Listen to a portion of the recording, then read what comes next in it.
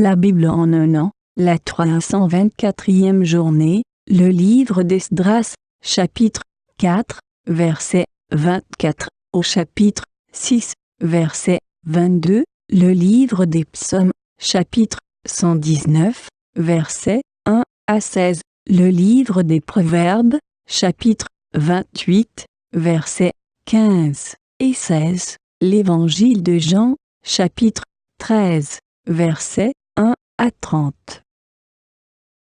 Esdras, chapitre 4. Alors s'arrêta l'ouvrage de la maison de Dieu à Jérusalem, et il fut interrompu jusqu'à la seconde année du règne de Darius, roi de Perse. Esdras, chapitre 5. Agé, le prophète, et Zacharie, fils d'Iddo, le prophète, prophétisèrent aux Juifs qui étaient en Juda et à Jérusalem, au nom du Dieu d'Israël. Alors Zorobabel, fils de Shealtiel, et Josué, fils de Jotsadak, se levèrent et commencèrent à bâtir la maison de Dieu à Jérusalem. Et avec eux étaient les prophètes de Dieu qui les assistaient. Dans ce même temps, Tatnaï, gouverneur de ce côté du fleuve, Shethar-Boznaï et leurs collègues, vinrent auprès d'eux et leur parlèrent ainsi. « Qui vous a donné l'autorisation de bâtir cette maison et de relever ses murs ?»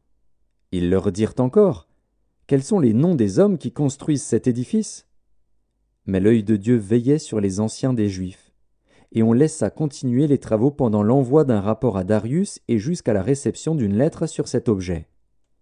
Copie de la lettre envoyée au roi Darius par Tatnaï, gouverneur de ce côté du fleuve. Shethar-Boznaï et leurs collègues d'Apharzak, demeurant de ce côté du fleuve. Ils lui adressèrent un rapport ainsi conçu. « Ô roi Darius, salut ! Que le roi sache que nous sommes allés dans la province de Juda, à la maison du grand Dieu. Elle se construit en pierre de taille, et le bois se pose dans les murs. Le travail marche rapidement et réussit entre leurs mains.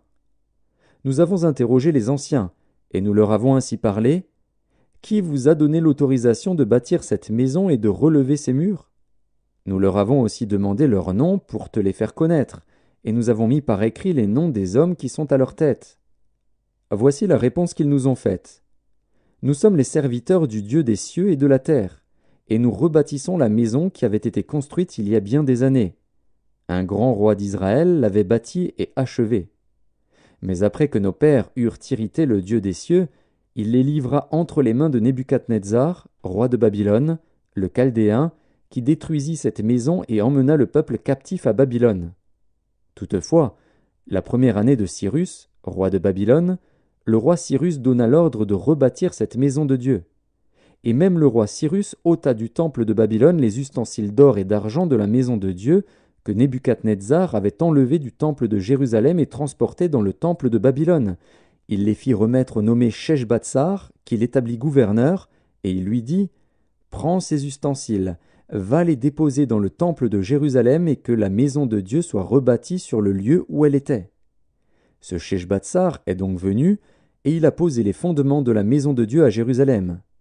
Depuis lors jusqu'à présent, elle se construit, et elle n'est pas achevée. Maintenant, si le roi le trouve bon, que l'on fasse des recherches dans la maison des trésors du roi à Babylone, pour voir s'il y a eu de la part du roi Cyrus un ordre donné pour la construction de cette maison de Dieu à Jérusalem. Puis, que le roi nous transmette sa volonté sur cet objet. Esdras, chapitre 6.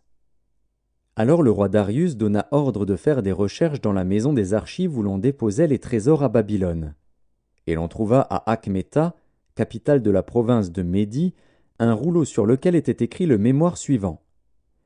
La première année du roi Cyrus, le roi Cyrus a donné cet ordre au sujet de la maison de Dieu à Jérusalem, que la maison soit rebâtie pour être un lieu où l'on offre des sacrifices et qu'elle ait des solides fondements. Elle aura 60 coudées de hauteur, 60 coudées de largeur, 3 rangées de pierres de taille et 1 rangée de bois neuf.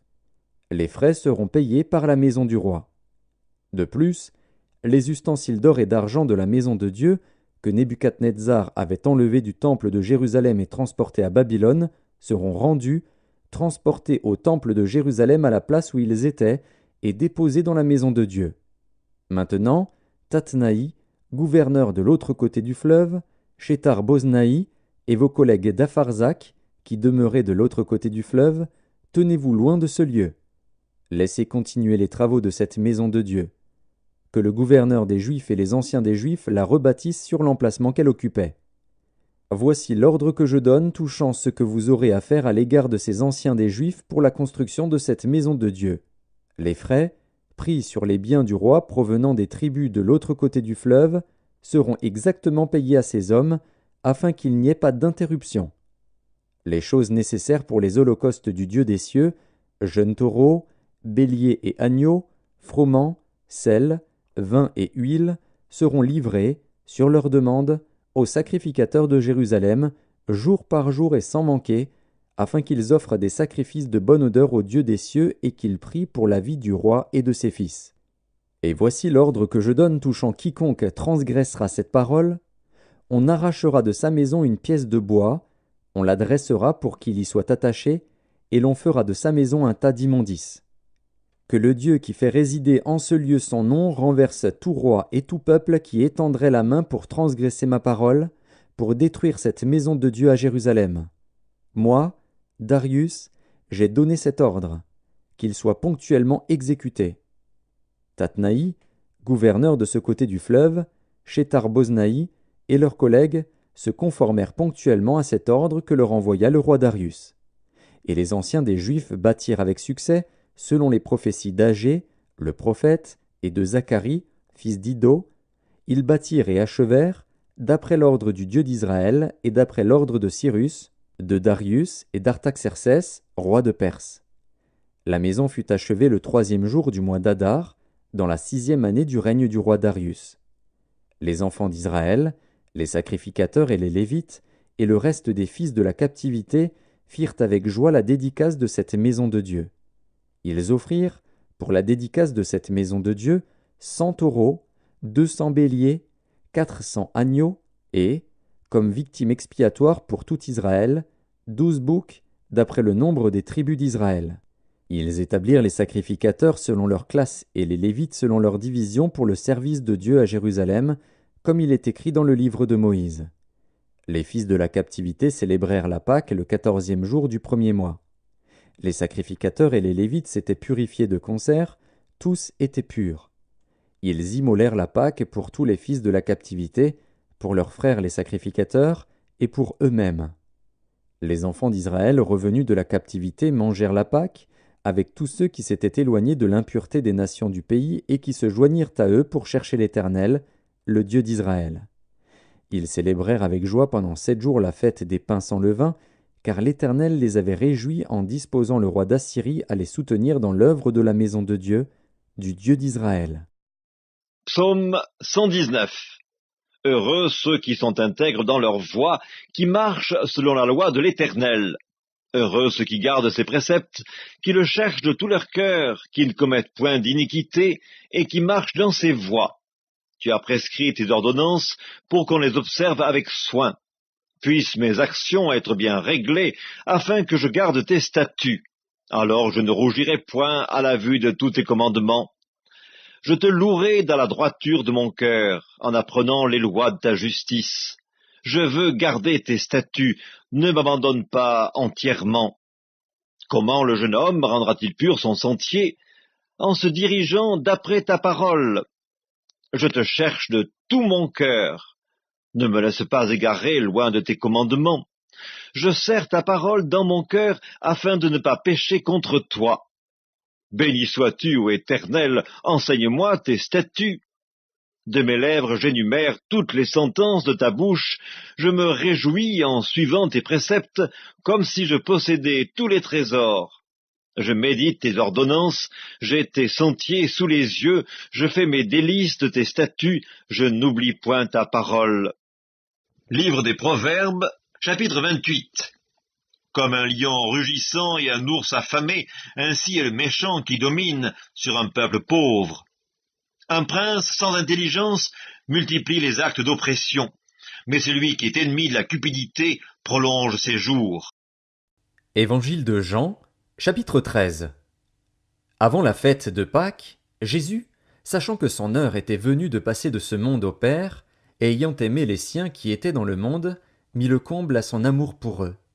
Pendant le souper, lorsque le diable avait déjà inspiré au cœur de Judas Iscariote, fils de Simon, le dessein de le livrer, Jésus, qui savait que le Père avait remis toutes choses entre ses mains, qu'il était venu de Dieu, et qu'il s'en allait à Dieu, se leva de table, ôta ses vêtements, et prit un linge, dont il se ceignit. Ensuite il versa de l'eau dans un bassin, et il se mit à laver les pieds des disciples, et à les essuyer avec le linge dont il était ceint. Il vint donc à Simon-Pierre. Et Pierre lui dit, « Toi, Seigneur, tu me laves les pieds ?»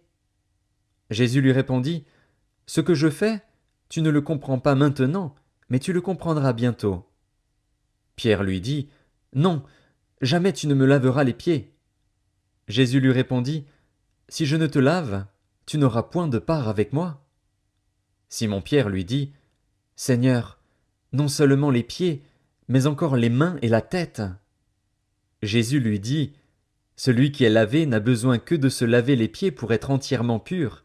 Et vous êtes purs, mais non pas tous. » Car il connaissait celui qui le livrait, c'est pourquoi il dit, « Vous n'êtes pas tous purs. » Après qu'il leur eut lavé les pieds et qu'il eut pris ses vêtements, il se remit à table et leur dit, « Comprenez-vous ce que je vous ai fait?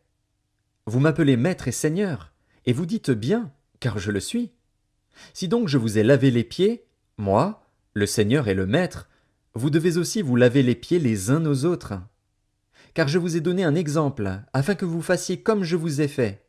En vérité, je vous le dis, le serviteur n'est pas plus grand que son Seigneur, ni l'apôtre plus grand que celui qui l'a envoyé. Si vous savez ces choses, vous êtes heureux, pourvu que vous les pratiquiez. Ce n'est pas de vous tous que je parle. Je connais ceux que j'ai choisis.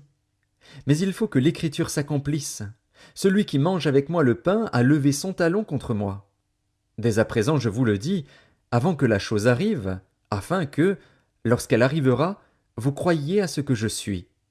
En vérité, je vous le dis, celui qui reçoit celui que j'aurai envoyé me reçoit, et celui qui me reçoit celui qui m'a envoyé. » Ayant ainsi parlé, Jésus fut troublé en son esprit, et il dit expressément, « En vérité, je vous le dis, l'un de vous me livrera. » Les disciples se regardaient les uns les autres, ne sachant de qui il parlait. Un des disciples, celui que Jésus aimait, était couché sur le sein de Jésus. Simon-Pierre lui fit signe de demander qui était celui dont parlait Jésus. Et ce disciple, s'étant penché sur la poitrine de Jésus, lui dit, « Seigneur, qui est-ce » Jésus répondit, « C'est celui à qui je donnerai le morceau trempé. » Et, ayant trempé le morceau, il le donna à Judas, fils de Simon, l'Iscariote. Dès que le morceau fut donné, Satan entra dans Judas. Jésus lui dit, « Ce que tu fais, fais-le promptement. » Mais aucun de ceux qui étaient à table ne comprit pourquoi il lui disait cela, car quelques-uns pensaient que, comme Judas avait la bourse, Jésus voulait lui dire, « Achète ce dont nous avons besoin pour la fête », ou qu'il lui commandait de donner quelque chose aux pauvres.